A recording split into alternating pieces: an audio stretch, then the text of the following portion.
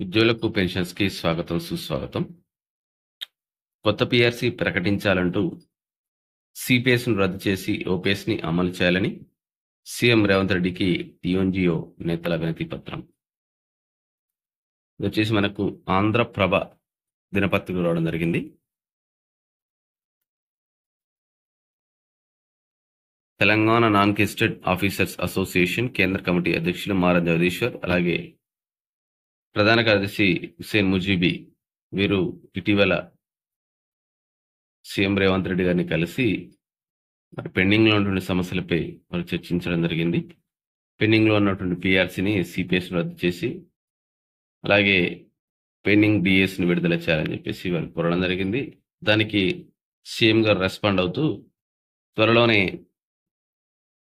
Budget ఏదైతే budget ప్రవేశపెడతాం, అప్పుడు ఈ పెండింగ్ డీఏలు, నూతన వేతన సవరణ, ఉద్యోగుల ఆరోగ్య పథకం, అలాగే సీపీఎస్ రద్దు ఇవన్నీ రాబోయే బడ్జెట్ సమావేశాల్లో వాటికి బడ్జెట్ కేటాయించి ఉద్యోగ సంఘాలతో చర్చించి పరిష్కరిస్తామని వారు చెప్పడం జరిగింది.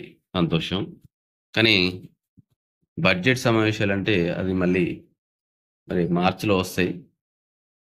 మార్చిలో వస్తే అవన్నీ ఇంప్లిమెంట్ ఎప్పుడో తెలవదు. చాలా ఉన్నాయి. దీనికి బడ్జెట్ అవసరం లేదు. ఫస్ట్ డీఏలు విడుదల చేయాలి. 3 డీఏలని రాసానులే గాని మొత్తం 4 డీఏలు ఉన్నాయి.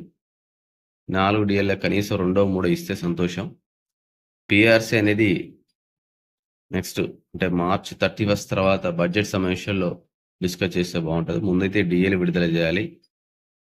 ఈహెచ్ఎస్ అనేది ఆల్రెడీ ప్రభుత్వం పోయిన ప్రభుత్వమే ఈహెచ్ఎస్ పై ఒక కమిటీ వేయడం జరిగింది. మరి దాన్ని కూడా వెంటనే ఏదో ఒక విధంగా పరిష్కారం చేయాలి. ఈహెచ్ఎస్ కూడా అదే విధంగానే మిగిలిపోయింది. ఇంకా చాలా రకాల సమస్యలున్నాయి. దీనికి బడ్జెట్ సమావేశాలతో లింక్ పెట్టడం జరిగింది. సో మనకి ఇది ఈరోజు వార్త. మొదటిసారిగా ఛానల్ చూసిన వాళ్ళు తప్పకుండా సబ్స్క్రైబ్ చేసుకోండి, లైక్ చేయండి, షేర్ చేయండి.